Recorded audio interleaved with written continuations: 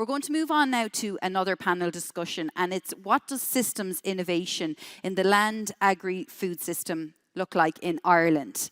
So I'm going to invite Andy Kerr, Bill Callanan and Saskia Visser to the stage. The panel discussion is going to be moderated by Andy Kerr. Now, Andy has been in leadership roles in climate action for over 2 decades. He's Chief Strategy Officer at EIT Climate-KIC, Europe's climate innovation agency, responsible for the group's overarching strategy, its financial sustainability and delivery of its global impact.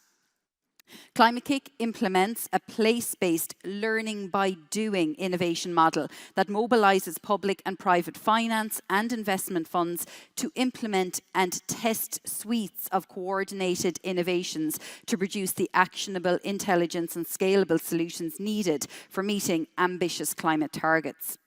I'm also welcoming Bill Callanan. He's the Chief Inspector at the Department of Agriculture, Food and the Marine here in Ireland.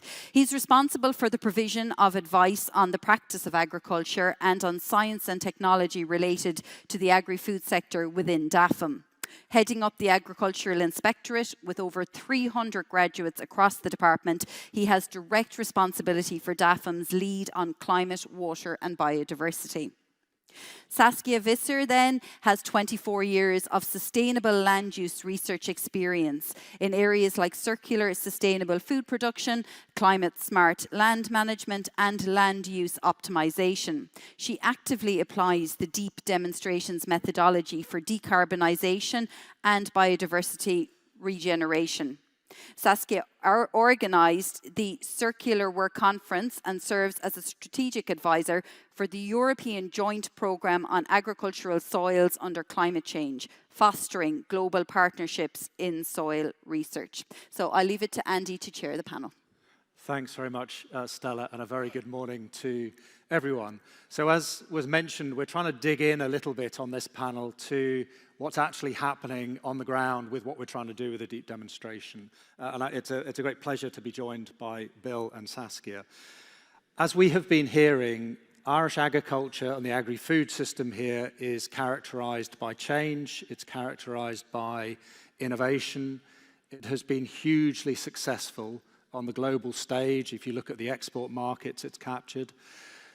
The challenge facing us here is around the pace and the scale of change in the face of multiple pressures and opportunities. Social change, geopolitics, energy markets, obviously climate change, regulatory pressures and so on.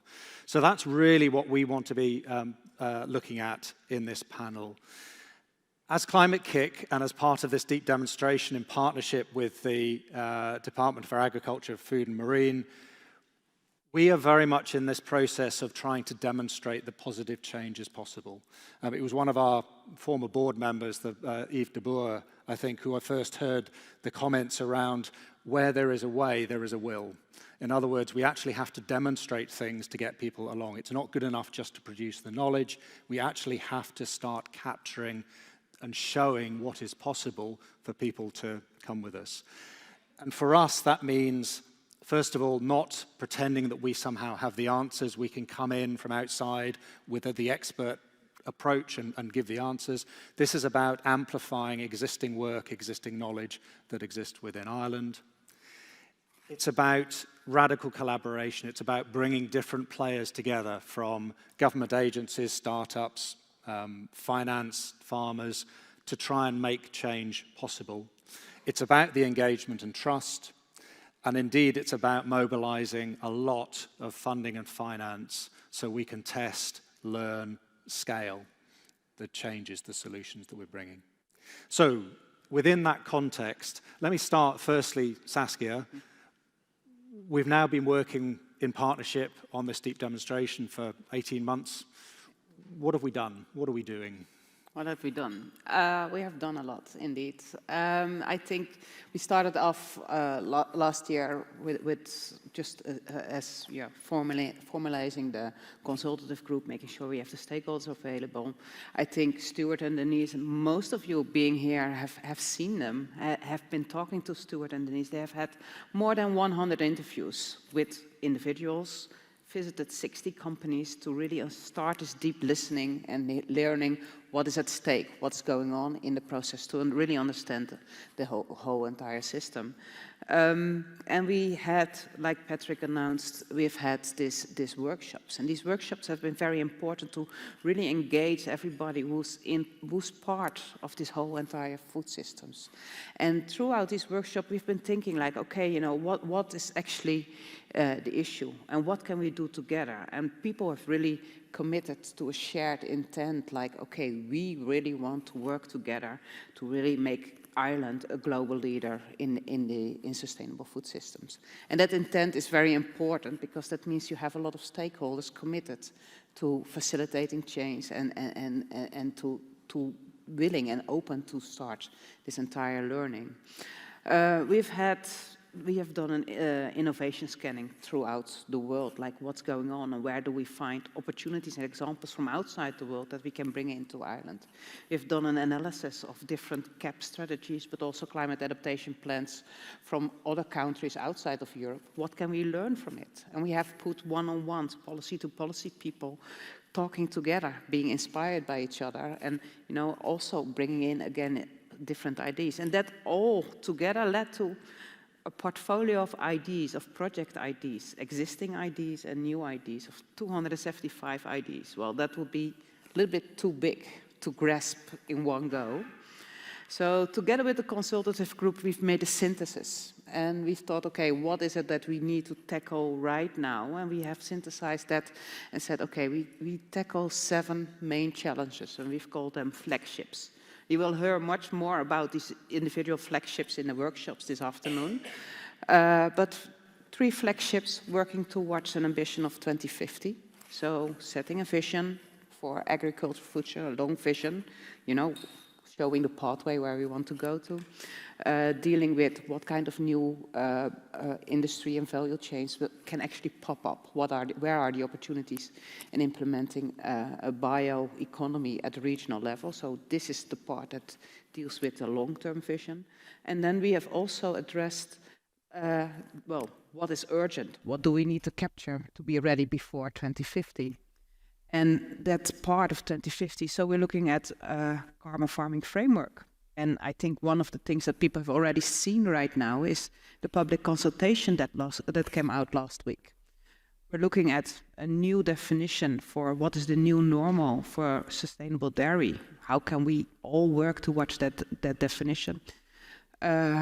Looking at opportunities for carbon neutral meat and diversifying the tillage sector. So these are the focus areas that we're currently going to activate or in activation phase. And next to all that, like you said, the finance part is also very important. We're happy to have Environmental Defence Fund here available. They have invested in going into a pathway with us towards this new normal for sustainable dairy.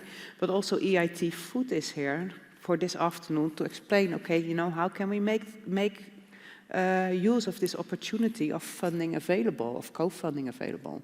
So that's an opening of or summary of what we have done and what's about to come, and also to find out more this afternoon. Thank you. Patrick, we've heard that Ireland has a strong research base. It's always had this ethos of innovation. It's already on the global stage. What was the motivation for partnering with Climate-KIC in terms of what were you trying to achieve with this demonstration? So Andy, Patrick is down there actually, and I think he would have been more eloquently able to answer the question.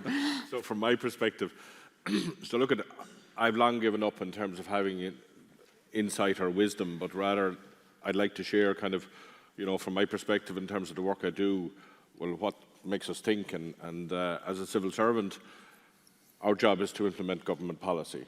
Our job is to inform the development of that, but ultimately implement government policy.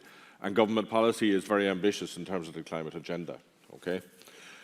And when you then look to, well, how do you then break that down in terms of saying, well, as a government, I describe it generally as we enable and we regulate the industry. So we have regulations in terms of food safety, in terms of environmental compliance, etc. But ultimately, you're trying to create an environment where the structures are in place to enable the industry to the betterment of country, the betterment of farmers, betterment of society.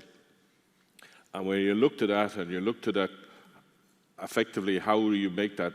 You have to look to, and have you the structures in place? And that would be, have we a very good research base that's supported, and the department is a big funder? And we would challenge ourselves in terms of the calls, which are our ask of the research environment to answer in terms of saying, can we chart a future and ideas in terms of where we need to go? And then you, on top of that, look to how do you work with the structures we have, which are very good in the agricultural sector, which includes that we have a very good advisory service, both Teagasc and also private advisors. Have we the systems in terms of the likes of Animal Health Ireland that are available to bring stakeholders together in terms of saying how do we improve the health of the national herd?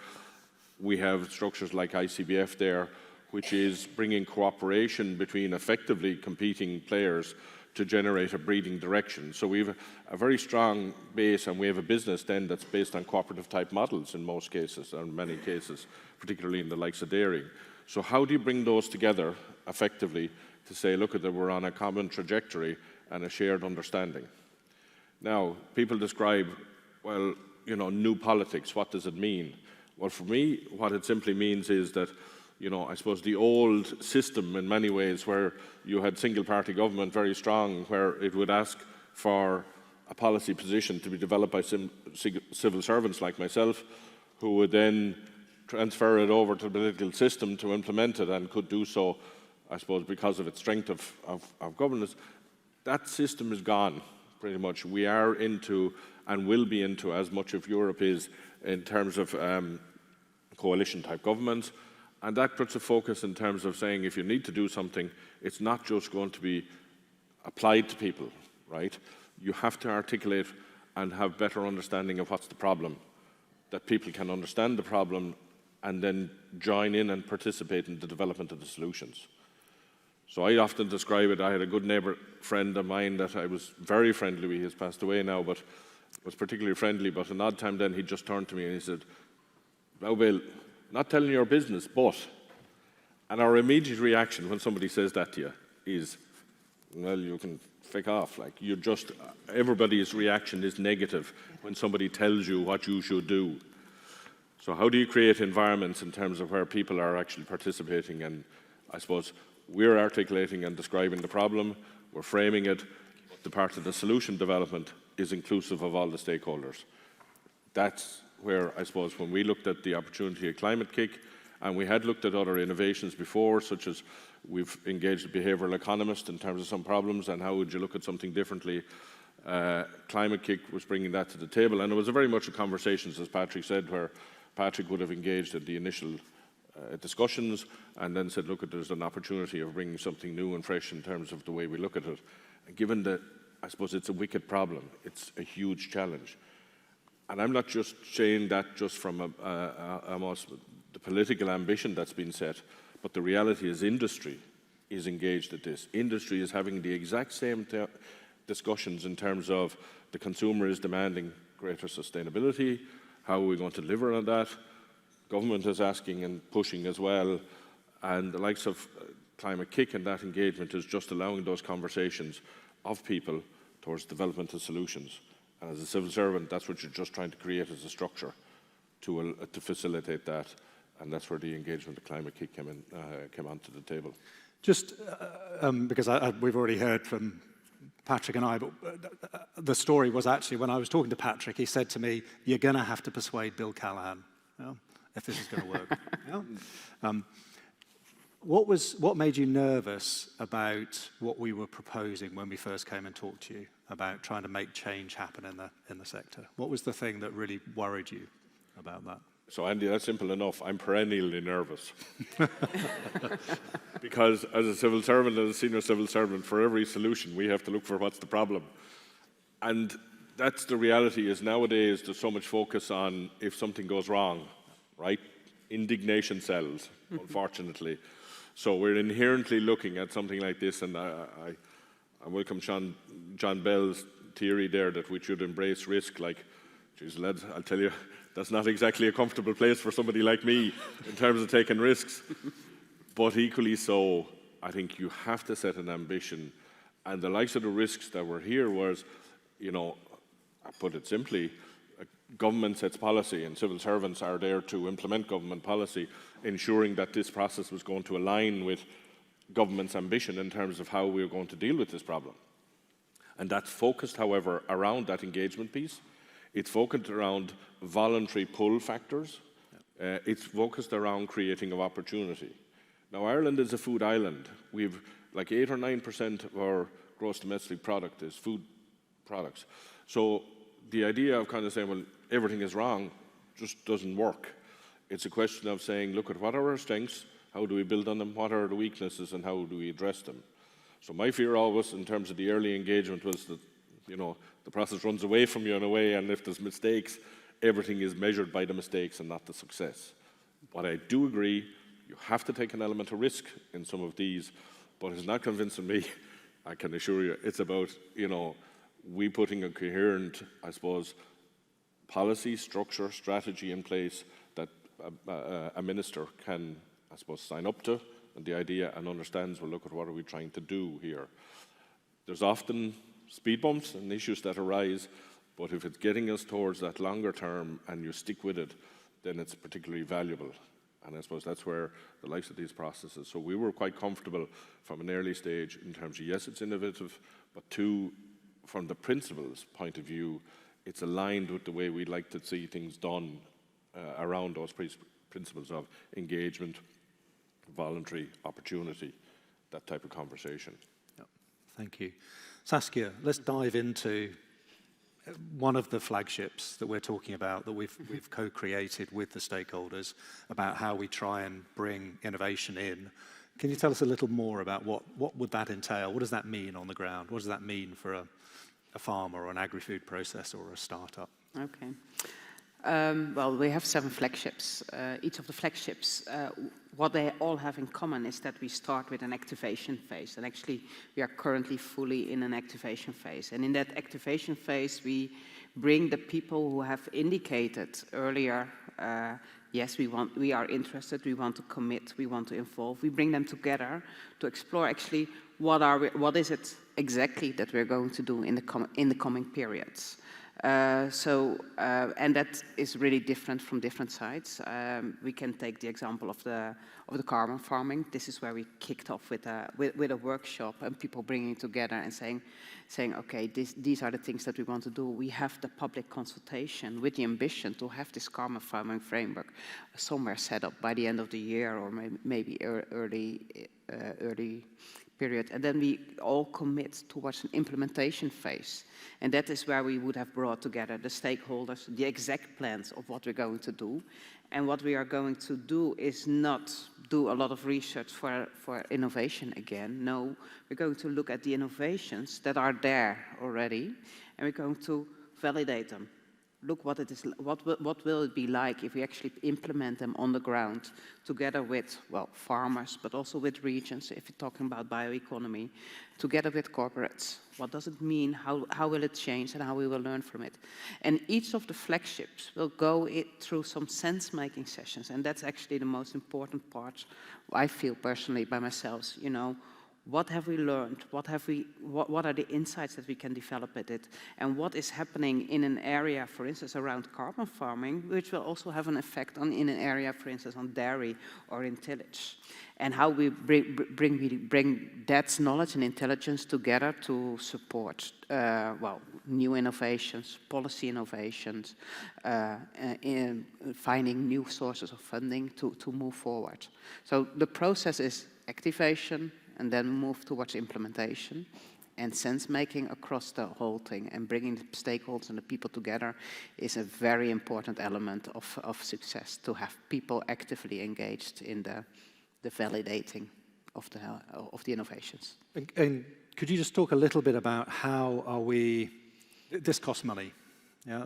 There will be funding, there is both public money needed, there's private money. If we're going to mobilize and grow this, we need a whole range of different forms of funding.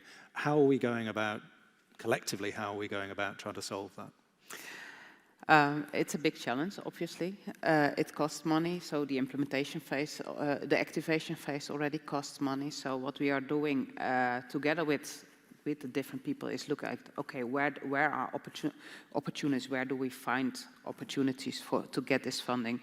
There are many opportunities for grants. And there I look at, well, there is DAFM who has calls for projects, but there is also definitely the European missions that have opportunities for funding. And we have an approach to move into what foundations to say, okay, do you really want to provide grants? Grants is not the only thing, so we need to look at different types of investments, equity investments, also in thinking like, okay, what are the scale-ups? Not only the startups, but really the scale-ups that can provide funding and to which extent can facilitate investments. And obviously we have started this partnership with EIT Food, who are really willing and committed to invest in this deep demonstration in Ireland. So there are different opportunities, different types of funding that we need to bring into these flagship areas to make this change happening. Thank you. And we will be picking up some of these ideas and issues later this afternoon, because for us, one of the key elements of a deep demonstration is the step from learning to scaling, in the sense that what we don't want is another set of little pilot projects which are great but never scale. You know, how do we get the point where you get from not just pilots, but actually an integrated set of experiments that can actually then scale the solutions? Bill, what is working for you at the moment, and when you're looking forward in terms of over the next year or so, given you're under multiple pressures, political and so on, what do you see that is working so far well, and where are the things that you feel there's need to develop, basically, within this partnership? So I'm going to maybe divert the question a little bit. I think, look at the reality for Irish agriculture is that it has always changed, and changed to respond ultimately to consumer demand. Ultimately. Government can grease the wheel, but it doesn't run it. So we put in the structures in place, but it's ultimately that marketplace and the consumer demand. And as a food exporting island, we have to be extremely, I suppose, focused on that, delivering to that consumer demand. And that is changing. And the issue in many ways is farmers have always been open to change. They've been responded to change. John Bell is there from the Commission. If you look at it, everybody will understand in farming, let's say we had the McSharry reform of many years ago, then the official reform, and now is just a further iteration of that. So I think agriculture has always responded and changed.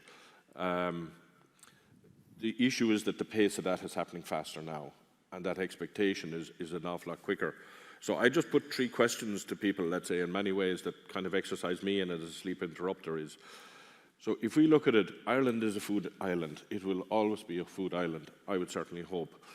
But I think we have to recognise that society at large is looking for more, whether it's biodiversity, water, climate, etc. And the question is, how does agriculture respond to that additionality, those additional things? We're doing that, I think, but sometimes our narrative and the way we describe how that's been done is not great, to be honest with you, in terms of meeting expectations of an increasingly urbanized world and what the contribution of agriculture and farming is to that.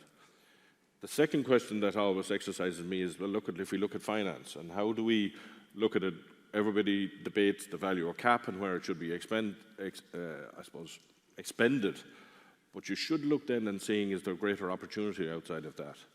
Is there opportunity of creating an inherent value for those goods that we effectively are saying that society is asking for, and that's in the areas of likes of biodiversity, carbon, I think energy as well, in an increasingly carbon-constrained world. So how do we increase the opportunity for finance? And that's why we would be, I suppose, have opened public consultation on carbon farming. We've also done research projects in terms of how to create almost monetary value for ecosystems services, as they're called. And the final thing that exercises me often is, if you look at it in a carbon-constrained world, how do we maximize effectively the efficiency of the system and the outputs of those? That includes food, other issues as well. But just to give, there's a lot of high-level talking here, but to give a practical example, when I was a young lad doing my practical year, it's only 5 years ago, appreciate it, but I was out on the farm in Kilkenny, and at that time, the man was ahead of his time. He was feeding bulls, and one of the feed products being used in the mix for feed was called whey. Byproduct of cheese, very high in nutritionist value, very good feed. Today, that product is now a high-protein supplement to the health food market, etc. It's a hell of a lot more valuable than feeding it to animals. And even beyond that, you now have the whey protein isolate with the opportunity of creating plastics out of it. So if you look at a carbon-constrained world, like we've said, we have 3 ambitions: reduce emissions, the opportunity to remove emissions, and a contribution to energy. But there are products today that are based around, carbon-intensive fossil fuels that will have to be replaced. And I just think at times there's this suggestion, well, we need to plant trees to deal with carbon emissions, but actually I think it's a more, understandable argument for farmers if you're saying we need to plant trees we need timber and concrete, or we need it for biodiversity services. And those are just more tangible and understandable by farmers.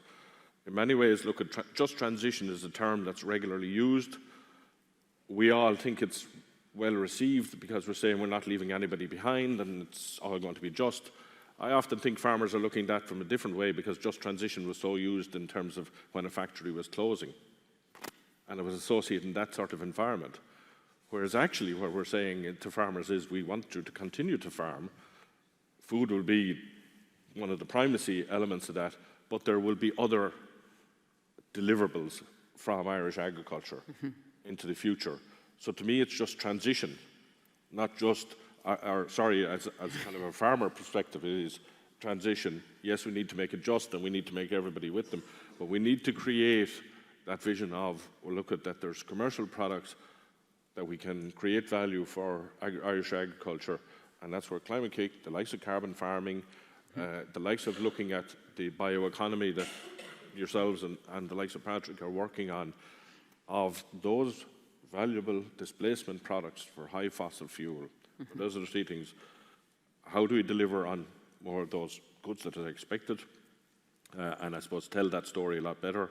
How do we increase effectively the access to finance? That may be corporate social responsibility, it may be marketplace in terms of carbon, etc. And finally, how do we maximize the efficiency of the system in terms of, I suppose, what will be a carbon-constrained world? And it has to be. Thank you.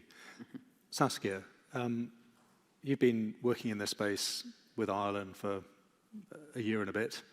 What's the biggest lesson you've had in this process? We heard from the previous panel about this being this messy middle, that it's difficult. What's the lesson that you've, if you like, that you've learned?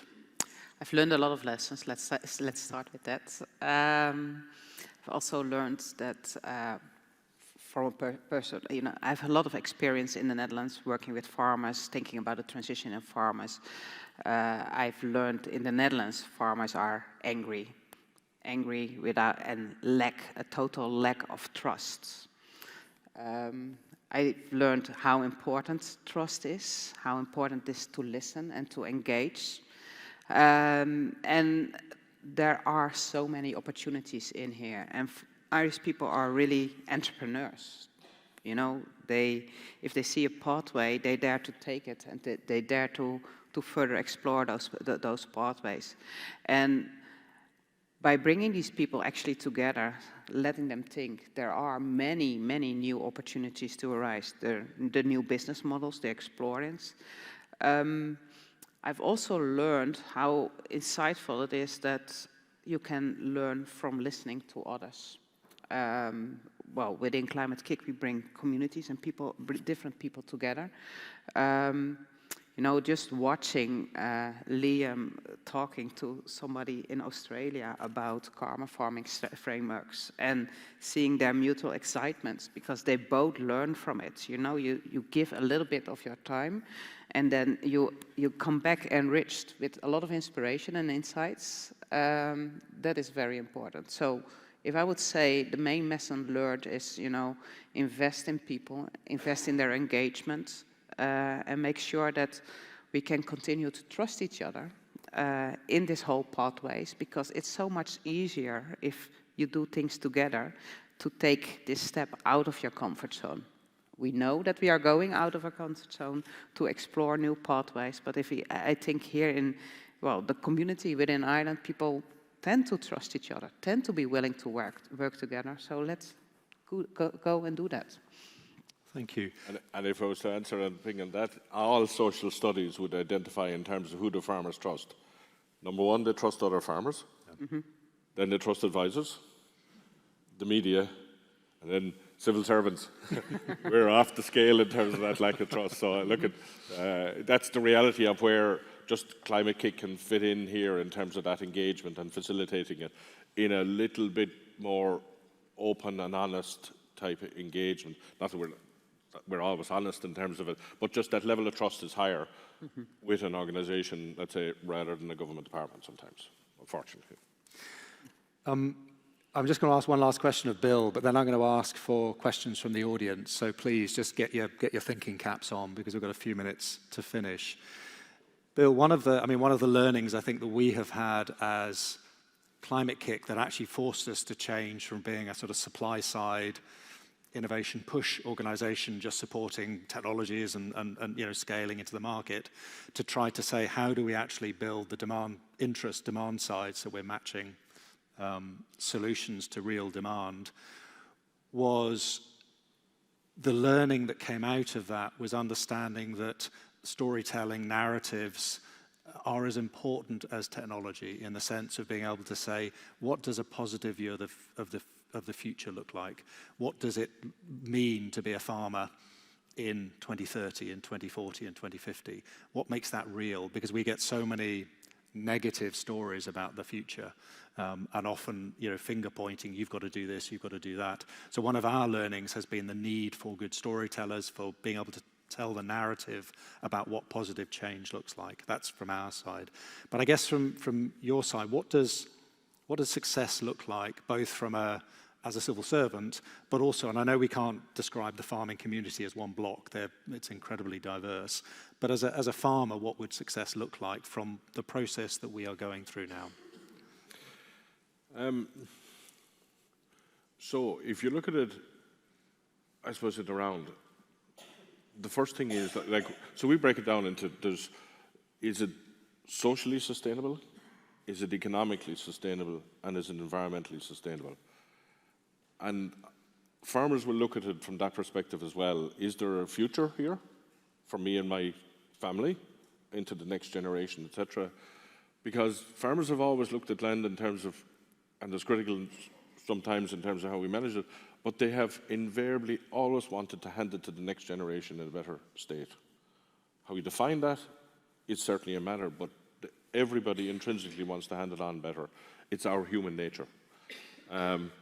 But equally so, it has to be economically viable. There's no point in telling somebody, look, do this, it's the right thing to do, if effectively, there's often the term used, it's hard to be green if you're in the red, but it has to make financial sense, And I suppose environmentally then, I've always found dealing with farmers that, realistically, once they understand, well, look at what's the objective and what we're trying to do, and that narrative is changing in terms of our approach, for example, to agri-environment schemes. So traditionally rules-based, you get paid and you can't do this, this and this, whereas now we've transferred completely into the likes of the most recent schemes, the acre schemes, where it's paid based on results. So you're creating an opportunity, well, look at whatever the outcomes will dictate the actual support level you get, rather than saying these are the set of rules. Because effort and impact are not the same thing when it comes to the environment. That I've learned from working in it. You assume if you do this, this and this, that this will happen. That doesn't always happen in terms of the environment, So I think that has to be then a process of saying, well, look at how you're continually refining, how you're responding, changing, but leaving authority to the people that are actually doing it, to do it in a way with the guidance, development of that expertise, the research, etc., to try and put the enablers in place. But you have to have an element of trust in the conversation. And I was really struck by somebody recently on a Saturday program was saying that, unfortunately now for some people, advocacy is roaring at each other on Twitter. It just doesn't work. It has to be an open and honest conversation with people around understanding. So where we would have changed our approach to, for example, in terms of advisory services, we're investing now in terms of advisory understanding in terms of what we're trying to achieve rather than just what are the rules. So traditionally, you know, you'd have said, we have a new CAP and these are the rules associated with it, and trying to get them, disseminate them out. But increasingly there has to be a focus in terms of the advisory service understanding, well, look, what are we trying to do rather than just these are the rules associated with it. Thank you. Questions in the last 5 minutes to, yeah, that's one, please. Yeah, my name is Thomas Drum. I'm a farmer. I've owned and been in the ownership of animals for over 50 years. And we're also in a project called Fresh Graze. There is a lot of talk here today about innovation, but we're not talking so much about disruption. I, as a farmer, and my father before me, were thought to dominate nature. And we did that with the new mechanical and chemical means that became available to us. And we sowed single species swords and used chemical nitrogen.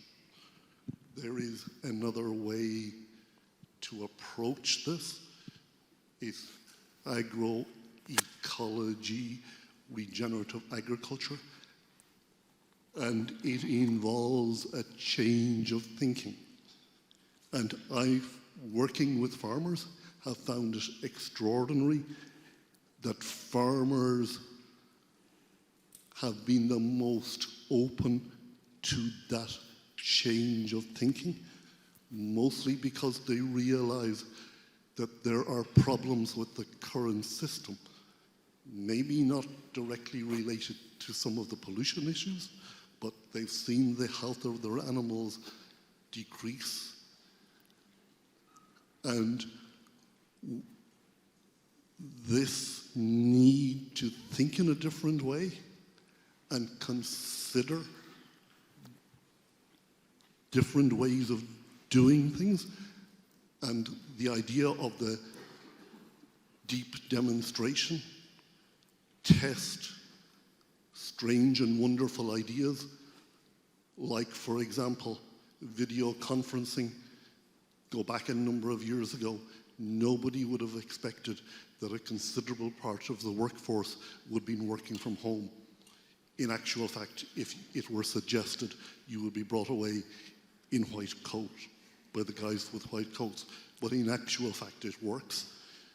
We haven't fully... I'm going to push you to actually... have you got a question for the panel? Because we've got two and a bit minutes before we're going to finish. Yeah. Can we allow that disruptive thinking? Can we support it? Thank you. Saskia. Well, I think I gave you one of the examples of what we're going to do this afternoon in a workshop. This afternoon in the workshop, we're going to start thinking about, okay, what will it actually look like, this new normal for sustainable dairy? I think dairy will be there, it will change there, but it will always be there, like Bill has said. But how do we think about it if we move into the future? What will be the principles, what we will start from? And this is where you start thinking, rethinking or shared thinking, like, okay, you know, what is it where we want to go to? And that will require people to adapt and to change and to say, okay, where we put out.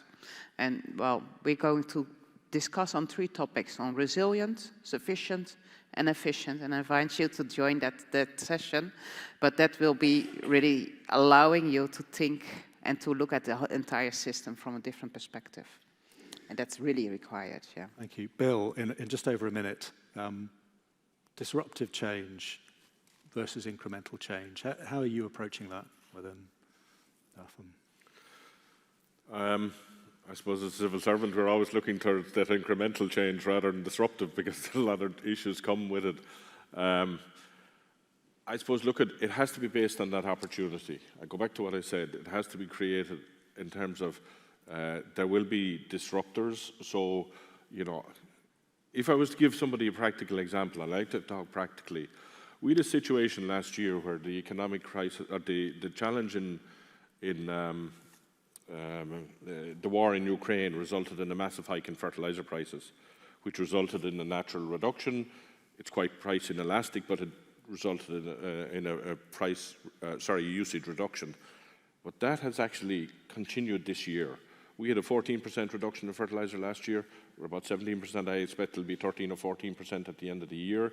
You know, and partly that's because of the growing season, but partly as well is that it's disruptive in terms of creating an environment where actually farmers are saying, yeah, I can grow grass and I can do it, let's say, so we have a multi-species support, we have soil testing to facilitate, well, look at, can you produce it with less nitrogen, etc.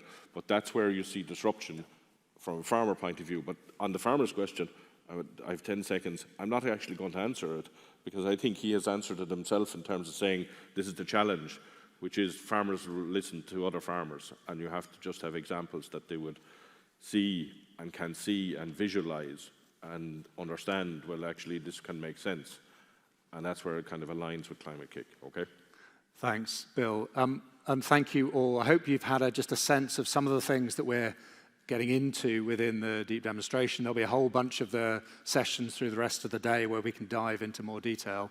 But could I just ask you to thank the panel, Bill and Saskia, for their insights.